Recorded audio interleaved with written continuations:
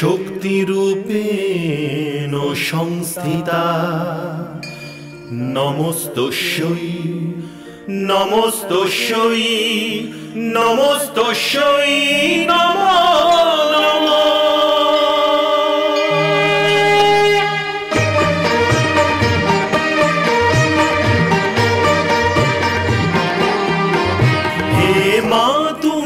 ভবতারিণী লক্ষ যজ্ঞ বিনাশিনী, হে মা তুমি ভবতারিণী, হে লক্ষ যজ্ঞ বিনাশিনী, হে সর্বমন্ত্রময়ী মা তুমি সর্বদানব ঘাতিনী, হে সর্বমন্ত্রময়ী মা তুমি সর্বদানব ঘাতিনী, হে তারিণী হে তারিণী নারায়ণী নারায়ণী শক্তি তুমি শূলধারিণী শূলধারিণী।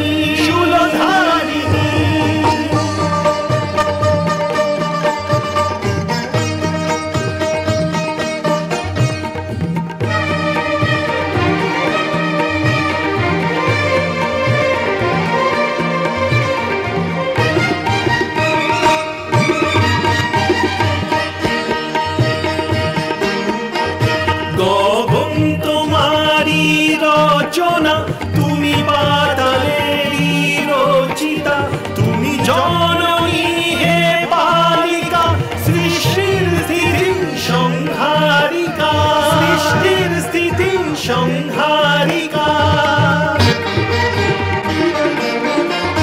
ঘন শ্যামল রঘুপতিতে বিলীন তোমারি কল্পনা, শূন্য তুমি পূর্ণমা হে জগদ্ধাত্রী কালিকা, কাটায়নী সুরবর্ষিণী তুমি মহিষাসুর মর্দিনী, হে তারিণী নারায়ণী নারায়ণী শক্তি তুমি শূলধারিণী শূলধারিণী।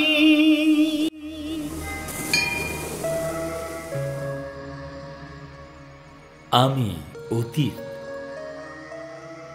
আকাশ অস্তিত্ব লাভ করেছিল, নক্ষত্র মণ্ডল তৈরি হয়ে গেছিল, পাতালেরও সৃষ্টি হয়ে গেছিল, যেখানে শুধু জলই জল ছিল আর জলের জীব ছিল।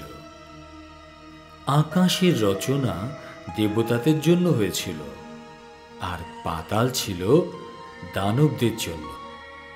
এবারে ব্রহ্মা মানব সৃষ্টি করতে চলেছিলেন, কিন্তু ব্রহ্মার মনে একটি প্রশ্ন ছিল, চিন্তা ছিল। উনি দোটানায় ছিলেন যে মানুষ থাকবে কোথায়। মানুষ না দেবতাদের মতন মহান হবে, আর না দানবদের মতো বর্বর। তাহলে কোথায় তৈরি হবে এই মানব লোক? আর এই দুশ্চিন্তা থেকে মুক্তির একমাত্র উপায় ছিল মা শক্তির আবাহন। ওম হ্রিং ওম ক্লিং ওম হ্রিং ওম ক্লিং ওম হ্রিং ওম ক্লিং।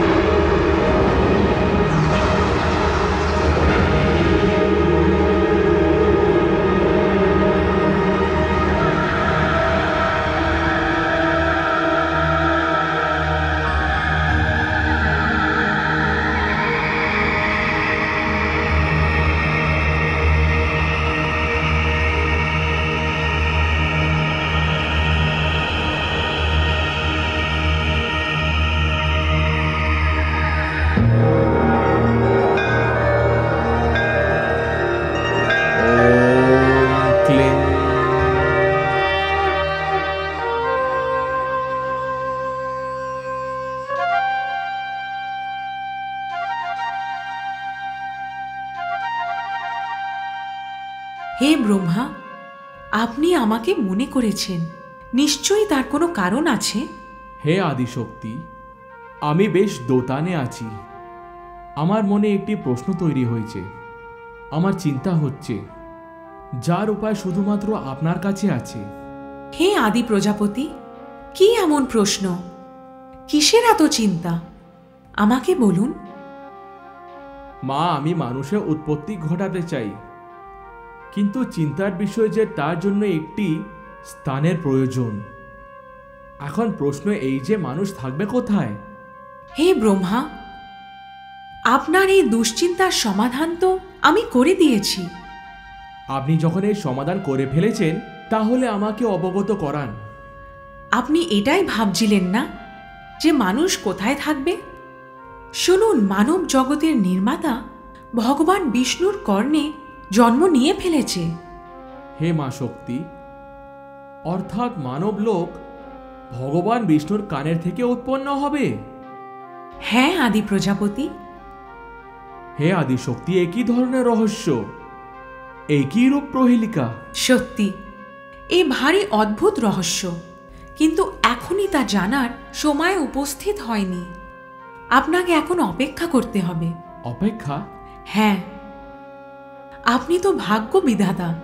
আপনি তো জানেনই যে সময়ের অপেক্ষা সকলকেই করতে হয়, আপনাকেও করতে হবে। আপনি সত্য বলেছেন। আমি যাদের ভাগ্যবিধাতা তাদের বিষয় তো আমি সবকিছুই জানি, কিন্তু যাদের ভাগ্যবিধাতা আপনি, তাদের বিষয় জানার জন্য আমাকে অনেক অপেক্ষা করতে হবে। আর আদি প্রজাপতি, আপনাকে অধিক অপেক্ষা করতে হবে, কারণ অপেক্ষা জীবনের একটি গুরুত্বপূর্ণ অঙ্গ।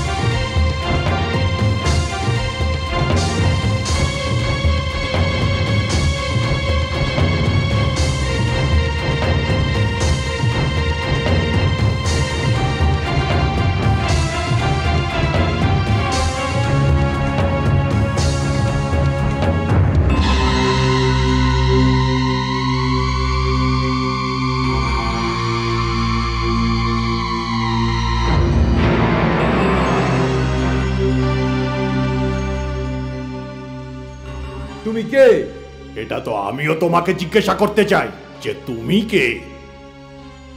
আমি তো জানি না আমি কে। সে তো আমিও জানি না যে আমি কে। কিন্তু তুমি থাকো কোথায়? ওখানে।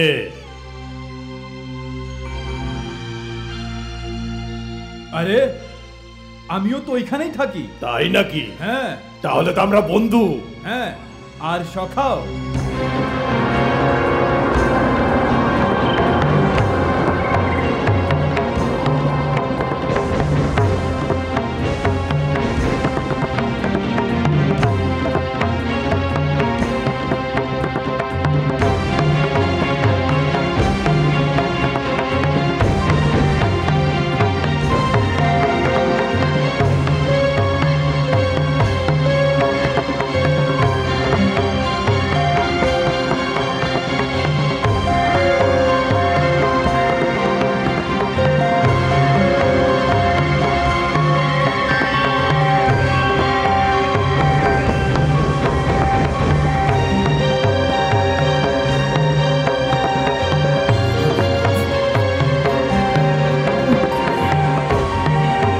বন্ধু, আমাদের প্রাণ বিপন্ন। চলো চলো পালিয়ে যাই।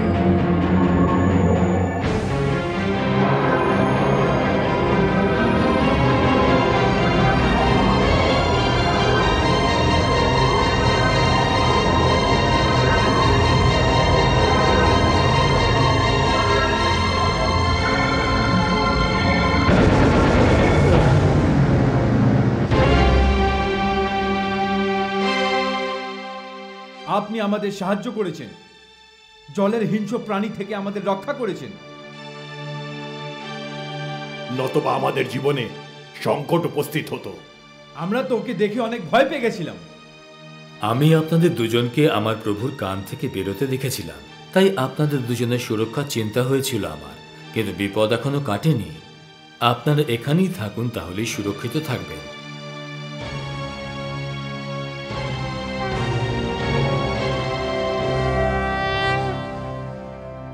যিনি গভীর ঘুমে আচ্ছন্ন, কে ইনি? ইনি তো আমার প্রভু শ্রী হরি ভগবান বিষ্ণু, আর ইনি গভীর ঘুমে নেই, যোগ নিদ্রাতে আছেন।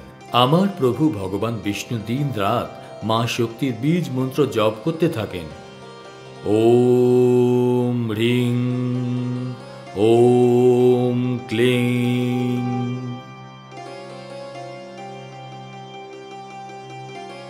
বন্ধু, আমাদের কানে যে শব্দ ধ্বনিত হচ্ছে সেটা মা শক্তির বীজ মন্ত্র।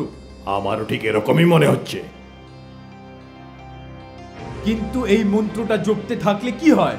এই মন্ত্রের উচ্চারণে শক্তি লাভ হবে। তাহলে যদি আমরাও এই জীব মন্ত্র জপ করি, আমরাও শক্তি পেয়ে যাব, আমাদেরও আর ভয় থাকবে না। হ্যাঁ হ্যাঁ, নিশ্চয়ই। কিন্তু তার আগে মনোযোগ সহকারে শুনে এটিকে স্মরণ করে নিন, তারপরে জপ করুন।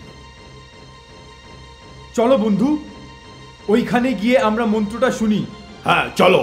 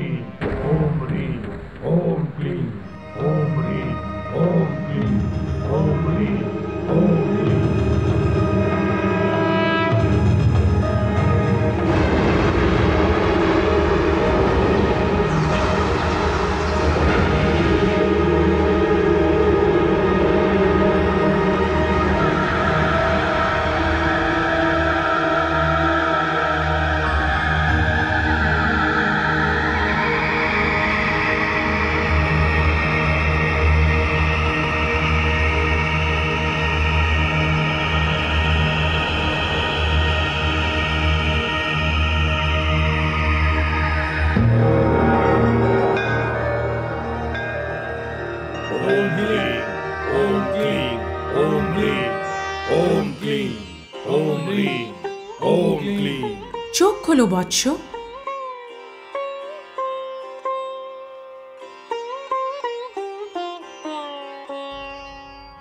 তোমাদের তপস্যা সফল হয়েছে। হে মা শক্তি। ওঠো বৎস।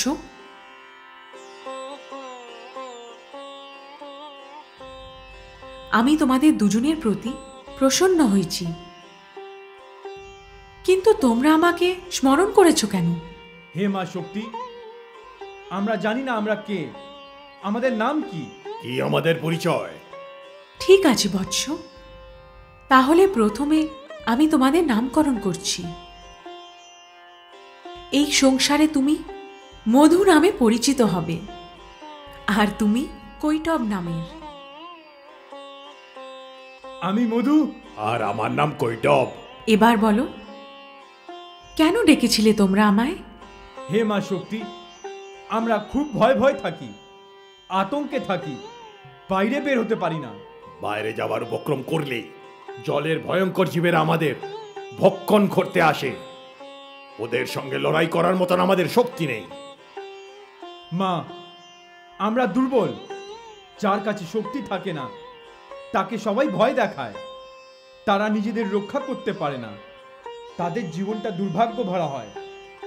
হে মা, আমাদেরও এই দশা। তাহলে তোমরা কি চাও বৎস? হে মা, আমাদের শক্তি দিন, আমাদের ভয় থেকে মুক্তি দিন। তথাস্তু। আমাদের যেন কেউ হারাতে বা বোধ করতে না পারে। তথাস্তু। হে মা, আমাদের সব রকম ভয় থেকে মুক্ত করে আমাদের ইচ্ছা মৃত্যুর বর প্রদান করুন। যাও, আমি তোমায় বর দিচ্ছি শক্তির। তোমরা এত শক্তিশালী হয়ে যাও যে তোমাদের কেউ পরাজিত করতে না পারে, কেউ বধ করতে না পারে। আমি তোমাদের ইচ্ছা মৃত্যুর বর দিলাম। হে মা, আপনি যা বললেন তা কি সত্যি হবে? হ্যাঁ বৎস, তোমাদের সব মনের ইচ্ছা পূর্ণ হবে। বৎস, তোমরা আমাকে ডেকেছ, আমি তো মা। সন্তানেরা যখন ডাকে তখন মা চলে আসে। সন্তানেরা বিপদে থাকলে মা তাদের রক্ষা করে। সন্তান মায়ের কাছে যা চায় মা তাকে তা দেয়। আমি তোমাদের ইচ্ছা মৃত্যুর বর দিয়েছি, তোমাদের অপার শক্তি দিয়েছি, কিন্তু স্মরণে থাকে শক্তির সাথে সাথে সংযম থাকাও দরকার।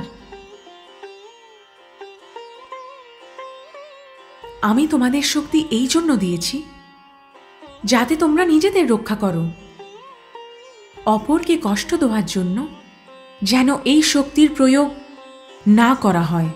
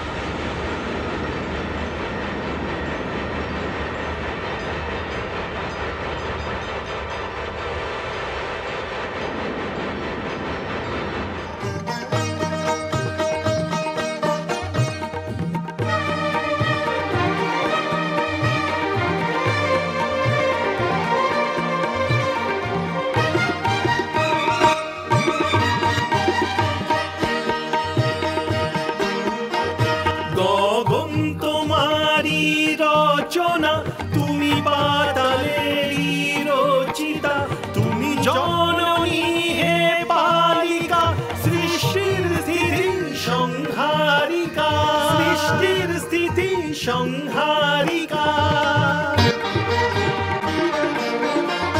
ঘন শ্যাম রঘুপতিতে বিলে অসীম তোমারই কল্পনা, শূন্য তুমি তুমি পূর্ণমা, হে জগধাত্রী কালিকা, কাটায়নি সুরবর্ষিণী, তুমি মহিষাসুর মোরদিনী, কে তারিণী